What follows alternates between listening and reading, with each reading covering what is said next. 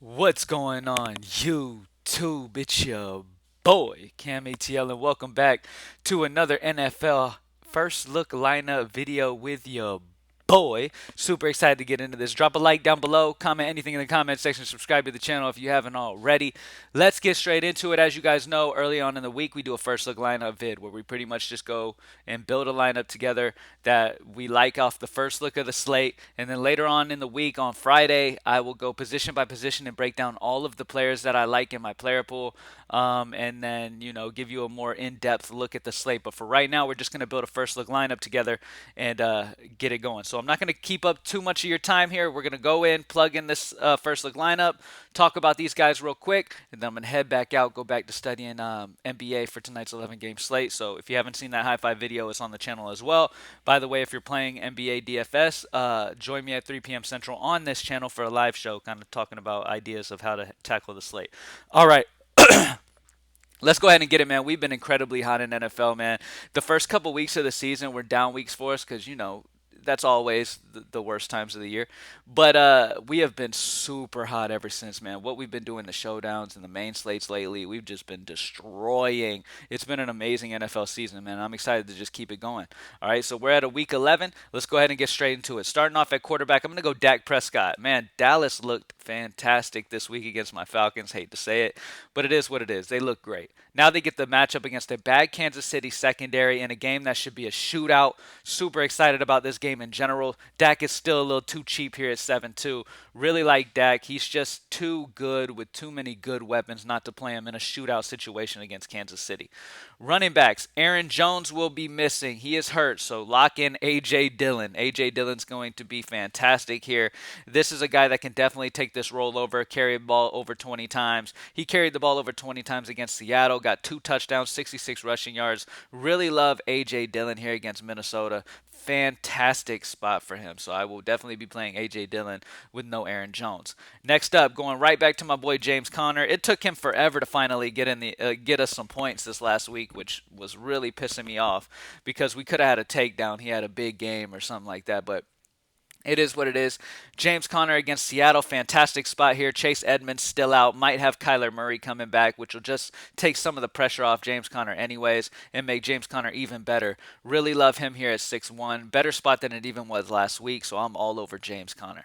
Next up, gotta go with my boy Devonte Adams because plain and simple, man. This spot is fantastic against Minnesota. Bad secondary, shootout situation here. I just really love Devonte Adams, and there's nobody Minnesota can use to stop him. He's going to have a huge week here. It's been since week 5. Week 5, he got 40 against Cincinnati. It's been since then since he's had like a slate breaking type of upside game. I'm calling it this week.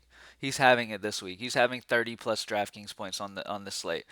Next up, to pair up Dak, I'm going to go his cheap guy. I'm going to go Michael Gallup to pair him up with. Gallup still got 5 targets this last week in a shootout situation here. Gallup is a solid receiver, plain and simple. And at the amount of work he's going to get in this offense at only 4-2, really love this spot pairing him up with Dak. Like I said, it gives me a pairing with Dak at just a too cheap of a price at 4-2. Next up, this dude, Tyrod Taylor, is officially back, and Brandon Cooks is getting peppered with targets.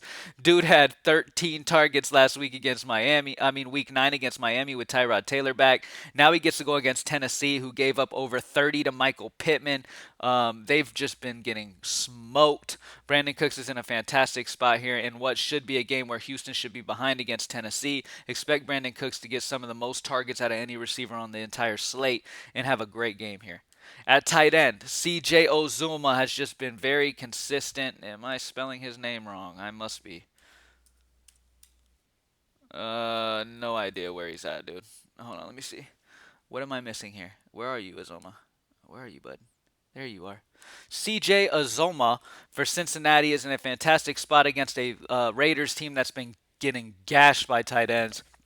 It's a great spot here for him, and I think this game stays competitive as well. So at 3-5 for a guy like CJ who's been really consistent since week 6 at least and has the upside of 20 plus as he has shown a few times this year already.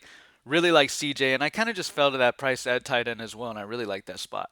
Another guy that I'm really liking this week is Myles Gaskin. The Jets struggle badly versus the run. You definitely want to, utilize the run against the Jets, and I expect Miami to do that. Expect Gaskin to get a lot of work here, and he is a guy that is in a fantastic spot at under 6K and a really, really good spot here against the Jets. So I really like Myles Gaskin in this position. And then at defensively, I really like the Panthers. By the way, speaking of the Panthers, I do like Cam Newton. He is a guy that can get you a solid floor with his rushing ability, and he seems super hype to be back in Carolina. So that's a great thing. I mean, the dude's going to go out there and really try to ball out. So Cam Newton at a cheap price is a good option.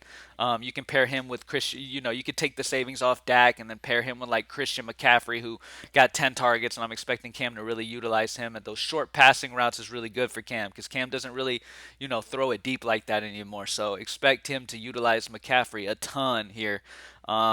And I really like that pairing of those two. People are saying, "Oh, the resurgence of Robbie Anderson just because he got a touchdown with Cam Newton."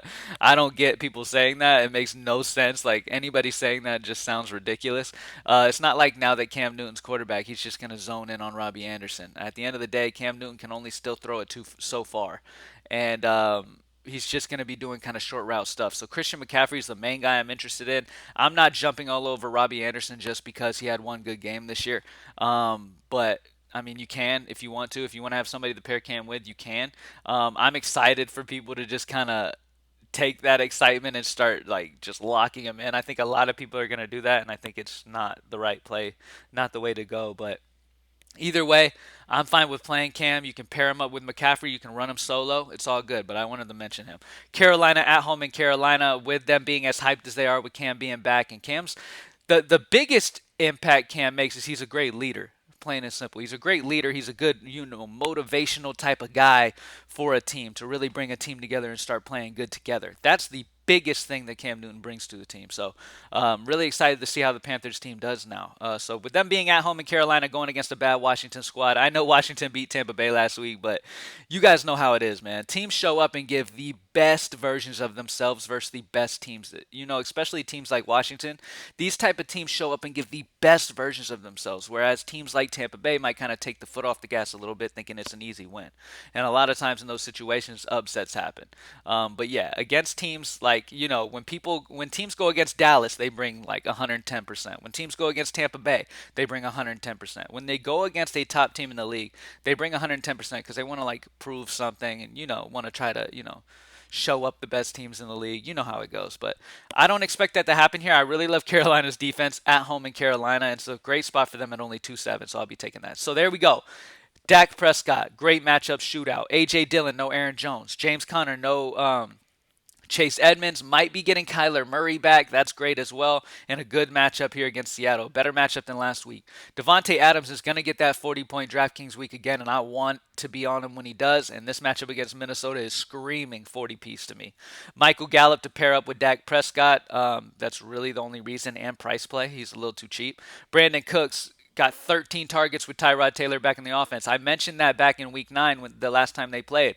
I was like, look, Tyrod Taylor's back. Brandon Cooks is going to get a ton of targets. What happened? He got 13 targets, and he will be continuing to be one of the highest targeted receivers in the league as long as Tyrod is quarterbacking there. So in a behind situation against Tennessee, really love Brandon Cooks. CJ Uzoma just kind of because I landed there and he's been consistent, and it's a good matchup against Las Vegas. Myles Gaskin, great matchup against the Jets. They give it up to the run. Really excited for Myles Gaskin this week. Should be a good game for him. And then the Panthers, just a cheap play. This Carolina squad's just kind of rejuvenated. The energy that Cam brought back to this team is a great thing for them. And like I said, I wanted to mention again, I'm fine with Cam. If you want to run Cam, he's only 5'1" for a guy with a guy who can, score in many ways when he gets into the red zone. So, and he can do it with his feet and get that floor. So he looks really hyped up. And that's always a good thing, especially for a guy like Cam. You want him to feel that confidence again. That's the biggest thing. He kind of lost his confidence a little bit, it seemed like, for a while there. And he looks like coming back to Carolina. He's rejuvenating. He's ready to prove people wrong. So I'm excited to see what happens, man. Cam Newton's one of the guys that I'm really excited to see week 11. So we'll see what happens. And let's get it. There's the first look lineup. Thank you guys for joining me as always, man. Let's smash week 11 again, like we've been smashing all these weeks this year. It's been a fantastic season. Even on the weeks we've had down weeks on the main slate, we've smashed the showdown. So, man, I'm just super happy that I've been able to help so many people this year make money in DFS. I know I have a lot of haters who talk shit and don't want me to be where I'm at right now helping y'all, but I fucking this the I'm one of those type of people who I love helping other people more than doing anything for myself.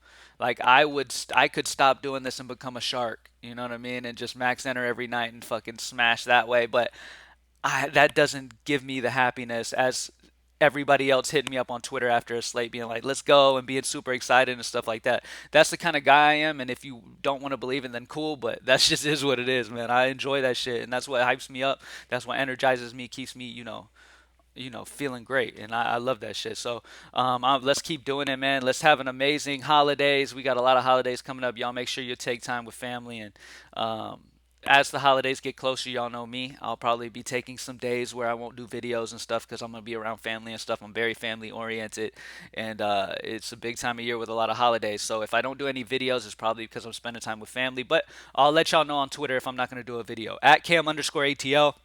It's the best way to get in touch with me. I will be live to do an NBA live show at 3 p.m. Central today. Y'all come hang out. Appreciate you guys as always for watching. Y'all have amazing holidays, by the way, and stay safe. And let's get it. I'm out.